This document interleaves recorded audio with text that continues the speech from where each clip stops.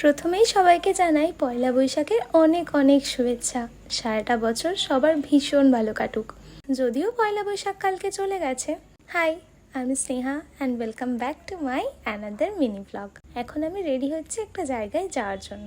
আর পয়লা বৈশাখ মানেই হলো নতুন জামা, তাই আমিও আগের দিন গড়িয়াহাট থেকে যেই দুটো কুর্তি কিনেছিলাম তার মধ্যেই একটা পরবো এখন। তো চলো আগে তোমাদের দেখাই যে আমি কোন দুটো কুর্তি কিনেছি। এই যে এই গ্রিন কালারের ফুল স্লিভস এই কুর্তিটা কিনেছি, এটার পিছনে কর্সেট আছে যেগুলো এখন খুবই ট্রেন্ডিং। আর একটা কিনেছি স্লিভলেস ইন্ডিগো প্রিন্টের, এটা না আমার ভীষণ পছন্দ হয়েছে। তবে আমি এখন এই গ্রিন কালারের কুর্তিটা পরে একটু রেডি হয়ে নেব। যদিও এই গরমে রেডি হওয়ার সেরকম কিছুই নেই, ওই একটু সানস্ক্রিন আর লিপ বাম। যা গরম পড়েছে এই এপ্রিল মাসেই এই অবস্থা, জানি না মে জুন মাসে কি অবস্থা হবে। যাই হোক, আমি তো রেডি হয়ে গেছি যাওয়ার জন্য।